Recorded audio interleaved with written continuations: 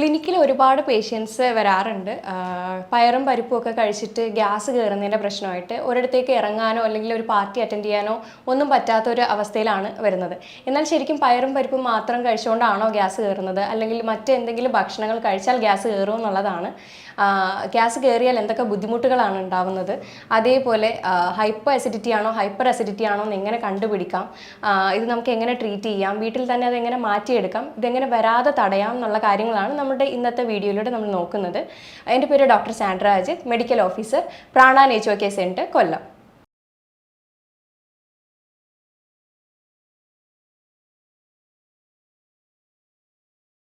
പയറും പരിപ്പും ശരിക്കും നമുക്ക് ഒരുപാട് ആരോഗ്യ ഗുണങ്ങളുള്ള ഒന്നാണ്. ഇതിനകത്ത് ഒരുപാട് വൈറ്റമിൻസും മിനറൽസും ഒക്കെ അടങ്ങിയിട്ടുണ്ട്. അതേപോലെ വെജിറ്റേറിയൻസിന് പ്രോട്ടീൻ കണ്ടൻറ്റ് നമുക്ക് കൂടുതൽ കിട്ടുന്നതും പയറും പരിപ്പും കഴിച്ചിട്ട് തന്നെയാണ്. ഇതിനകത്ത് ഒരുപാട് ഫൈബർ അടങ്ങിയിട്ടുണ്ട്. അതേപോലെ തന്നെ കാലറീസ് കുറവാണ്, ഫാറ്റ് കുറവാണ്. അതുകൊണ്ട് തന്നെ ഇതൊരു നല്ല ഭക്ഷണമായിട്ട് തന്നെ എല്ലാവരും കഴിക്കാറുണ്ട്. എന്നാൽ എന്തുകൊണ്ടാണ് ഇത് ഗ്യാസ് ഉണ്ടാക്കുന്നത്? ഇതിന് പ്രധാനമായിട്ടും രണ്ട് കാര്യങ്ങളാണുള്ളത്. ആദ്യത്തേത്, ഇതിനകത്ത് അധികമായി ഫൈബർ അടങ്ങിയത് കൊണ്ട് തന്നെ ഇത് ദഹിക്കാൻ ഭയങ്കര ബുദ്ധിമുട്ടാണ്. അപ്പോൾ അരക്കപ്പ് പയറല്ലേ പരിപ്പ് എടുക്കുകയാണെങ്കിൽ അതിനകത്ത് 6 മുതൽ 8 ഗ്രാം വരെ ഫൈബർ കണ്ടന്റ് അടങ്ങിയിട്ടുണ്ട്. അപ്പോൾ അധികമായി ഫൈബർ വരുമ്പോഴത്തേക്ക് അവിടെ ദഹന പ്രശ്നം ഉണ്ടാകുന്നു, അവിടെ ഗ്യാസിൻ്റെ പ്രശ്നം ഉണ്ടാകുന്നു. രണ്ടാമത്തേതാണ്, ഇതിലൊരു ഷുഗർ കണ്ടന്റ് അടങ്ങിയിട്ടുണ്ട്, റഫിനോസ് എന്ന് പറയുന്നത്. അപ്പോൾ ഇത് ദഹിക്കാൻ ഭയങ്കര ബുദ്ധിമുട്ടുള്ള ഒരു കാര്യമാണ്. അപ്പോൾ കുടലിലെ ബാക്ടീരിയ ഇത് എങ്ങനെയോ ബ്രേക്ക് ഡൗൺ ചെയ്തുകൊണ്ട് വരുമ്പോഴത്തേക്കും, അതായത് ദഹിപ്പിച്ചുകൊണ്ട് വരുമ്പോഴത്തേക്കും അവിടെ ഗ്യാസിൻ്റെ പ്രശ്നം ഉണ്ടാകുന്നുണ്ട്. ഗ്യാസിൻ്റെ പ്രശ്നം വരുന്നതെന്ന് വെച്ച് കഴിഞ്ഞാൽ ഇത് മാത്രം കഴിച്ചുകൊണ്ടല്ല, ക്യാബേജ്, ബ്രൊക്കോളി, കോളിഫ്ലവർ അങ്ങനെയുള്ള ഭക്ഷണങ്ങൾ, ഉള്ളി ഇങ്ങനെയുള്ളത് കഴിക്കുമ്പോഴും ഗ്യാസിൻ്റെ പ്രശ്നം ഉണ്ടാകുന്നുണ്ട്. അതിനകത്ത് സൾഫർ കണ്ടൻറ്റ് അധികമായിട്ട് അടങ്ങിയത് കൊണ്ട് അതിനകത്തൊരു സ്മെല്ലും കൂടെ വരാനായിട്ടുള്ള ചാൻസ് ഉണ്ട്. പയറിൻ്റെയും പരിപ്പിൻ്റെയും മാത്രം കാര്യമല്ല പറയുന്നത്, ഈ പറയുന്ന മറ്റുള്ള സൾഫർ കണ്ടൻറ്റ് അടങ്ങിയ ഭക്ഷണങ്ങൾ കഴിക്കുമ്പോൾ ഈ ബുദ്ധിമുട്ട് വരാറുണ്ട്.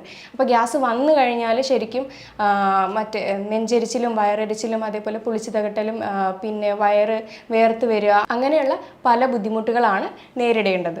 ശരീരത്തിൽ ഗ്യാസ് കയറുന്നത് നമുക്ക് എങ്ങനെ പ്രിവെൻറ്റ് ചെയ്യാൻ നോക്കാം. നമുക്ക് 2 തരത്തിലൂടെയാണ് നമുക്ക് ശരീരത്തിൽ ഗ്യാസ് കയറുന്നത്. ഒന്നാമത്തേത്, നമ്മൾ ഭക്ഷണം കഴിക്കുമ്പോൾ പുറത്തുനിന്ന് കയറുന്ന ഗ്യാസ്, അതായത് സ്ട്രോയുടെ അമിതമായിട്ടുള്ള ഉപയോഗം, ആഹാരം വേഗത്തിൽ കഴിക്കുക അല്ലെങ്കിൽ സംസാരിച്ചുകൊണ്ട് കഴിക്കുക, ഇങ്ങനെയൊക്കെ ചെയ്യുമ്പോൾ പുറത്തുനിന്ന് ഗ്യാസ് ഉള്ളിലേക്ക് കയറും.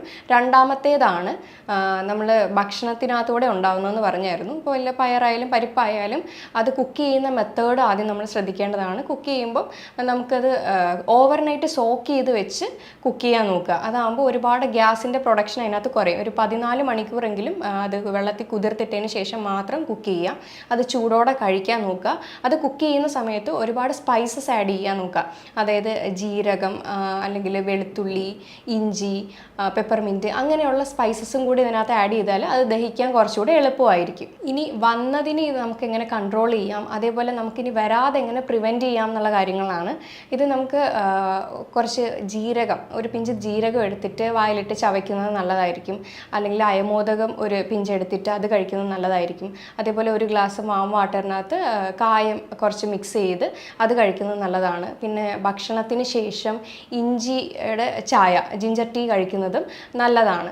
ഇനി ഇത് നമുക്ക് എങ്ങനെ പ്രിവെൻറ്റ് ചെയ്യാമെന്ന് വെച്ച് കഴിഞ്ഞാൽ, ആദ്യത്തേത് ഗ്യാസ് ഉണ്ടാക്കുന്ന ഭക്ഷണങ്ങൾ ഏതാണെന്ന് കണ്ടുപിടിച്ച് അത് ഒഴിവാക്കുക. അത് റിക്കറൻ്റായിട്ട് ഗ്യാസ് ഉണ്ടാക്കിക്കൊണ്ടിരിക്കുകയാണെങ്കിൽ ഉറപ്പായിട്ട് അത് ഒഴിവാക്കി അതിനുള്ള ട്രീറ്റ്മെൻറ്റ് എടുത്തതിന് ശേഷം മാത്രം പയ്യെ കൊണ്ട് അത് ഇൻക്ലൂഡ് ചെയ്യുക. അതായത് ഹൈ ഫോഡ്മാപ്പ് ഡയറ്റിൽ നിന്ന് ലോ ഫോഡ്മാപ്പ് ഡയറ്റിലേക്ക് മാറുക. അതായത് ഒരുപാട് പുളിപ്പിക്കാൻ കഴിയുന്ന ഭക്ഷണവും പലതരത്തിലുള്ള ഷുഗർ കണ്ടൻറ്റുമാണ് ഈ ഹൈ ഫോഡ്മാപ്പിനകത്തുള്ളത്. അപ്പോൾ അതിൽ കുറച്ചുള്ള കാര്യങ്ങളാണ് ഈ ലോ ഫോഡ്മാപ്പിലുള്ളത്. അപ്പോൾ അതിലേക്ക് മാറുക. പിന്നെ എന്തൊക്കെ ഭക്ഷണങ്ങളാണ് ബുദ്ധിമുട്ടുകൾ ഉണ്ടാക്കുന്നതെന്ന് വെച്ച് കഴിഞ്ഞാൽ അത് ഒഴിവാക്കുക. കൃത്യമായിട്ടുള്ള സമയത്ത് ഫുഡ് കഴിക്കുക. അത് മിതമായിട്ട് കഴിക്കാൻ നോക്കുക. ഒരുപാട് കഴിക്കുമ്പോഴത്തേക്കും ഗ്യാസിൻ്റെ പ്രശ്നങ്ങൾ ഉണ്ടാകുന്നുണ്ട്. അതേപോലെ ഒരുപാട് മസാല, സ്പൈസസ്, ഫ്രൈ ചെയ്ത് അങ്ങനെയൊക്കെ കഴിക്കുമ്പോഴും ഗ്യാസിൻ്റെ ബുദ്ധിമുട്ടുകൾ ഉണ്ടാവാറുണ്ട്. ഇനി എങ്ങനെയാണ് ഹൈപ്പോ അസിഡിറ്റി ആണോ ഹൈപ്പർ അസിഡിറ്റി ആണോ എന്നുള്ളത് എങ്ങനെയാണെന്ന് അറിയുന്നതെന്ന് വെച്ച് കഴിഞ്ഞാൽ, മിക്കുള്ള ആളുകളും ഇപ്പോൾ ഒന്നും അറിയാതെയാണ് ട്രീറ്റ്മെൻറ്റ് എടുത്തുകൊണ്ടിരിക്കുന്നത്. ചിലപ്പോൾ ഹൈപ്പർ അസിഡിറ്റി ആയിരിക്കും, അതിന് ഹൈപ്പോ അസിഡിറ്റിയുടെ ട്രീറ്റ്മെൻറ്റും, ഹൈപ്പോ ആണെങ്കിൽ ഹൈപ്പർ അസിഡിറ്റിയുടെ ട്രീറ്റ്മെൻറ്റുമാണ് എടുത്തുകൊണ്ടിരിക്കുന്നത്. അപ്പോൾ അങ്ങനെ വരുമ്പോഴത്തേക്കും പല ബുദ്ധിമുട്ടുകളാണ് ഉണ്ടാകുന്നത്. അതായത് ഹൈപ്പർ അസിഡിറ്റിക്ക് എന്ന് പറഞ്ഞ് ട്രീറ്റ്മെൻറ്റ് എടുക്കുമ്പോൾ ആൻറ്റാസിഡ്സ് ആണ് കൊടുക്കുന്നത്. അപ്പോൾ ആസിഡിൻ്റെ പ്രൊഡക്ഷൻ കുറയും. അപ്പോൾ ബുദ്ധിമുട്ടുകളെല്ലാം ഒന്ന് കുറഞ്ഞു നിൽക്കും.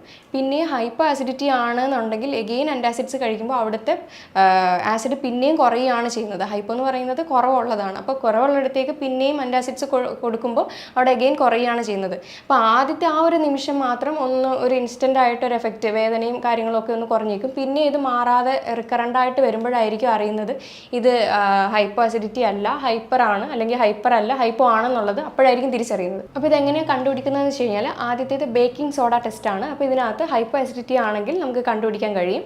ആഹാരത്തിന് 10 മിനിറ്റ് മുന്നേ 100 ml വെള്ളത്തിൽ 1/4 ടീസ്പൂൺ ബേക്കിംഗ് സോഡ ആഡ് ചെയ്തിട്ട് ഇത് കുടിക്കാവുന്നതാണ്. അപ്പോൾ 3 മിനിറ്റിനകത്ത് തന്നെ ബേപ്പ് വന്നു കഴിഞ്ഞാൽ അത് നോർമലാണ്. 3 മിനിറ്റിൽ കൂടുതൽ എടുക്കുകയാണെങ്കിൽ അത് ഹൈപ്പോ അസിഡിറ്റി ആണ് കാണിക്കുന്നത്. അപ്പോൾ അതിനുള്ള ട്രീറ്റ്മെൻറ്റ് ആയിരിക്കണം നമ്മൾ എടുക്കേണ്ടത്. കാരണം ഇതിൻ്റെ സിംറ്റംസ് എങ്ങനെയാണെന്ന് വെച്ച് കഴിഞ്ഞാൽ ഇങ്ങനെയുള്ളവർക്ക് ഹൈ ആയിട്ടുള്ള പ്രോട്ടീൻ ഫുഡ് ഒക്കെ കഴിക്കുന്ന സമയത്ത് പിന്നെ ഒരു മണിക്കൂറൊക്കെ ശേഷം ഇൻഡൈജഷനും അതേപോലെ വയറ് വീർത്ത് വരിക, ബ്ലോട്ടിങ്, പിന്നെ ഗ്യാസിൻ്റെ പ്രശ്നം, നെഞ്ചരിച്ചിൽ, വയറരിച്ചിലൊക്കെ വരുന്നുണ്ടെങ്കിൽ അതെന്തായാലും ഹൈപ്പോ അസിഡിറ്റിയാണ്. കാരണം അവിടെ ദഹിപ്പിക്കാനുള്ള ആസിഡിൻ്റെ സെക്രീഷൻ അവിടെ കുറവാണ്. ഹൈപ്പോ അസിഡിറ്റി അതായത് ആസിഡിൻ്റെ സെക്രീഷൻ കുറയാൻ കാരണം എന്തൊക്കെയാണെന്ന് വെച്ച് കഴിഞ്ഞാൽ ആദ്യത്തേത് പ്രായം കൂടുമ്പോൾ നമുക്ക് ഈ ഒരു ആസിഡിൻ്റെ സെക്രീഷൻ കുറയുന്നതാണ്. രണ്ടാമത്തേത് വയറിന് എന്തെങ്കിലും ഇൻഫ്ലമേഷൻ അല്ലെങ്കിൽ ഇൻഫെക്ഷൻ വന്നു കഴിഞ്ഞാൽ, അതായത് ഗ്യാസ്ട്രൈറ്റിസോ കാര്യങ്ങളോ വന്നു കഴിഞ്ഞാൽ ഈ ഒരു ബുദ്ധിമുട്ട് വരുന്നതാണ്. അതേപോലെ ഗ്യാസ്ട്രിക് അൾസറോ അല്ലെങ്കിൽ എന്തെങ്കിലും വയറിൻ്റെ സംബന്ധപ്പെട്ട എന്തെങ്കിലും സർജറീസ് കഴിഞ്ഞവരാണെങ്കിൽ ഈ ബുദ്ധിമുട്ട് വരുന്നതാണ്. അതേപോലെ എച്ച് പൈലോറി ബാക്ടീരിയാസ് ഉണ്ടാക്കുന്നുണ്ട് ഈ ഹൈപ്പോ അസിഡിറ്റിയുടെ ബുദ്ധിമുട്ട്. പിന്നെ ആൻറ്റാസിഡ്സ് ഒരുപാട് കഴിക്കുന്നവരാണെങ്കിൽ ഉറപ്പായിട്ടും ആസിഡിൻ്റെ സെക്രീഷൻ കുറഞ്ഞിട്ട് ഹൈപ്പോ അസിഡിറ്റി ഉണ്ടാവുന്നതാണ്. അപ്പോൾ ഇങ്ങനെ ട്രീറ്റ് ചെയ്തിട്ടില്ലെങ്കിൽ, അതായത് ഈ ഹൈപ്പോ അസിഡിറ്റി കാലങ്ങളോളം വെച്ചുകൊണ്ടിരുന്നത് ട്രീറ്റ് ചെയ്തിട്ടില്ലെങ്കിൽ അത് ക്യാൻസറിലേക്ക് വരെ വഴിതിരിക്കാം. അത് എങ്ങനെയാണെന്ന് വെച്ച് കഴിഞ്ഞാൽ ഹൈപ്പോ അസിഡിറ്റി ആകുമ്പോഴത്തേക്ക് അവിടെ ബാക്ടീരിയാസ് എല്ലാം ഗ്രോത്ത് കൂടാനും ഭക്ഷണം വഴി ഒരുപാട് ടോക്സിൻസ് ഉള്ളിലേക്ക് കയറാനും വളരെ വലിയ ചാൻസസ് ഉണ്ട്. അപ്പോൾ അങ്ങനെ അവിടെ ഇരുന്നിട്ട് ആ ബാക്ടീരിയാസും കാര്യങ്ങളും അവിടെ ഇരുന്ന് അത് സ്റ്റൊമക്കിൻ്റെ ക്യാൻസറോ കാര്യങ്ങളോ ആക്കാനായിട്ടുള്ള ചാൻസ് കൂടുതലാണ്. ഈ ഹൈപ്പോ അസിഡിറ്റിനെ നമുക്ക് എങ്ങനെ മാനേജ് ചെയ്യാമെന്ന് വെച്ച് കഴിഞ്ഞാൽ നമ്മൾ ഭക്ഷണം കഴിക്കുന്നതിന് 10 മിനിറ്റ് മുന്നേ ആയിട്ട് ആപ്പിൾ സിഡർ വിനെഗർ എടുക്കുക. അത് എടുത്ത് 1 ടേബിൾ സ്പൂൺ 1 ഗ്ലാസ് വാം വാട്ടറിൽ മിക്സ് ചെയ്തിട്ട് അത് കഴിക്കാവുന്നതാണ്. കഴിച്ചതിന് ശേഷം ഭക്ഷണം കഴിക്കുക. അപ്പോൾ ബുദ്ധിമുട്ടുകളോ കാര്യങ്ങളോ ഒന്നും ഇല്ലാതെ ഭക്ഷണം നന്നായിട്ട് ദഹിച്ച് പോകുന്നത് കാണാം. അപ്പോൾ ഇനി ഹൈപ്പർ അസിഡിറ്റി ആണ് എന്നുണ്ടെങ്കിൽ നമുക്ക് ഈ ആപ്പിൾ സിഡർ വിനെഗർ കഴിക്കുമ്പോൾ ബേർപ്പിങ് വരാം. അതുകൊണ്ട് ഹൈപ്പർ അസിഡിറ്റിക്കുള്ള ഏറ്റവും നല്ലൊരു സൊല്യൂഷനാണ് ഈ ആപ്പിൾ സിഡർ വിനെഗർ എടുത്ത് ഭക്ഷണത്തിന് മുന്നേ ആയിട്ട് കഴിക്കുക എന്നുള്ളത്. ഇനി ഈ ആപ്പിൾ സിഡർ വിനെഗർ ഞാൻ പറഞ്ഞായിരുന്നു, ഭക്ഷണത്തിന് മുന്നേ കഴിച്ച് അവിടെ ബേർപ്പിങ് പെട്ടെന്ന് വരികയാണെങ്കിൽ അവിടെ പറയുന്ന കണക്ക് ഹൈപ്പർ അസിഡിറ്റി ആയിരിക്കാനും ചാൻസ് ഉണ്ട്. അതായത് പെട്ടെന്ന് സെയിം ആസിഡ് തന്നെ ഉള്ളിൽ ചെല്ലുമ്പോഴത്തേക്കും അവിടെ ഗ്യാസ് ഫോം ചെയ്യാനും അവിടെ ബേർപ്പിങ് വരാനും ചാൻസസ് ഉണ്ട്. അപ്പോൾ ഇതിൻ്റെ ലക്ഷണങ്ങൾ സെയിം ലൈക്ക് ഹൈപ്പർ അസിഡിറ്റിയിലെ പോലെ തന്നെ ആയിരിക്കും വരുന്നത്. കൂടുതലും നെഞ്ചരിച്ചിൽ, വയറരിച്ചിൽ, തൊണ്ടയിൽ ഇറിറ്റേഷൻസ് ഉണ്ടാക്കുക, ചുമ ഉണ്ടാവുക, ചെവി വേദന ഉണ്ടാവുക. അപ്പോൾ ഇങ്ങനെയൊക്കെ വരുന്നതാണ് ഇതിൻ്റെ കുറച്ച് പ്രത്യേക ലക്ഷണങ്ങളാണ്. അപ്പോൾ ഈ തൊണ്ടയിലൊക്കെ എരിച്ചിലും അതേപോലെ കഫവും കിട്ടുന്നതൊക്കെ ബുദ്ധിമുട്ട് വരുന്നതിൻ്റെ മെയിൻ കാരണം ഒരു റീസൺ ഹൈപ്പർ അസിഡിറ്റിയാണ്. കാരണം ഒരുപാട് ആസിഡ് ഉണ്ട് എന്നുണ്ടെങ്കിൽ അത് മേലേക്ക് വന്ന് അവിടെ ഇറിറ്റേഷൻ ഉണ്ടാക്കി തൊണ്ടയിലുള്ള മ്യൂക്കസ് മെമ്പറൈൻ എല്ലാം ഡാമേജ് ചെയ്ത് പോവുകയാണ് ചെയ്യുന്നത്. അപ്പോൾ ഇവിടെ തൊണ്ടയിൽ എരിച്ചിലും കാര്യങ്ങളും അല്ലെങ്കിൽ ബുദ്ധിമുട്ടുകളൊക്കെ ഉണ്ടാക്കാനായിട്ടുള്ള ചാൻസ് കൂടുതലാണ്. ഹൈപ്പർ അസിഡിറ്റിയുടെ കാരണങ്ങൾ എന്തൊക്കെയാണെന്ന് വെച്ച് കഴിഞ്ഞാൽ അതെങ്ങനെ ഉണ്ടാവുന്നതെന്ന് വെച്ച് കഴിഞ്ഞാൽ അത് കൂടുതലും അമിതമായിട്ട് ഭക്ഷണം കഴിക്കുന്നതും അമിതവണ്ണം ഉള്ളവർക്കും അതേപോലെ അസിഡിക് നേച്ചറായിട്ടുള്ള ഭക്ഷണങ്ങൾ, അതായത് കൂടുതൽ സിട്രിക് ഫ്രൂട്ടും ടൊമാറ്റോ, കൂടുതൽ സ്പൈസി ഫുഡ് കഴിക്കുന്നവർക്കും, അതേപോലെ ഹെർണിയ ഉള്ളവർക്ക്, പ്രഗ്നൻസി ഉള്ളവർക്ക്, സ്മോക്കിംഗ്, ആൽക്കഹോളിൻ്റെ ഉപയോഗം ഉള്ളവർക്കൊക്കെയാണ് ഹൈപ്പർ അസിഡിറ്റിയുടെ പ്രശ്നങ്ങൾ കൂടുതലും കണ്ടുവരുന്നത്.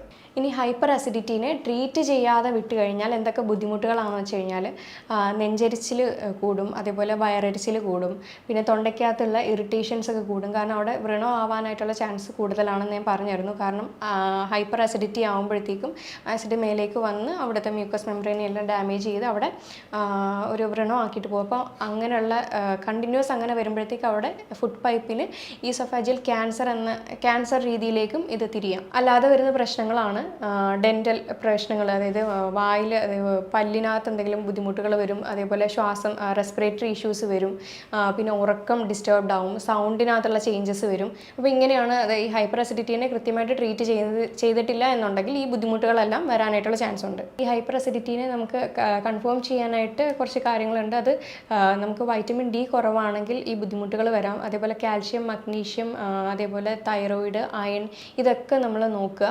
അപ്പോൾ ഇതിനകത്ത് എന്തെങ്കിലും വൈറ്റമിൻ ഡിയുടെ കുറവൊക്കെ ഉണ്ടെങ്കിൽ വൈറ്റമിൻ ഡിയുടെ സപ്ലിമെൻ്റ് എടുക്കാവുന്നതാണ്. അതേപോലെ പ്രോബയോട്ടിക്സ് ഒക്കെ നിറയെ എടുത്തു കഴിഞ്ഞാൽ അത് വയറിനൊരു സൂതനിങ് എഫക്റ്റ് കൊടുക്കും. അതേപോലെ ഹണിയും അലോവേരയുടെ ജെല്ലും കൂടെ മിക്സ് ചെയ്തിട്ട് അത് ഉള്ളിലേക്ക് കഴിക്കാവുന്നതാണ്. ഇത് ഡൈജഷനെ ഹെൽപ്പ് ചെയ്യും. തൊണ്ടയിൽ എന്തെങ്കിലും ഇൻഫ്ലമേഷൻ ആയിട്ടുണ്ടെങ്കിൽ ആ ഒരു തൊലി പോയതൊക്കെ അതൊന്ന് ക്ലിയർ ചെയ്ത് ആ ഒരു വ്രണമൊക്കെ ഒന്ന് ഉണക്കി തരാനും ഏറ്റവും നല്ലതാണ്. അതേപോലെ ഡിന്നർ എപ്പോഴും ലഘുവായിട്ട് കഴിക്കുക. എന്ന് പറയുമ്പോൾ ഒരുപാട് ഹെവി ആയിട്ട് കഴിക്കുമ്പോഴത്തേക്ക് ഈ ഒരു ബുദ്ധിമുട്ടുകൾ വരുന്നുണ്ട്. അപ്പോൾ ഈവനിങ് എപ്പോഴും ഒന്ന് ലൈറ്റ് ഫുഡായിട്ട് അരവയറിൽ തന്നെ കഴിക്കാൻ നോക്കുക.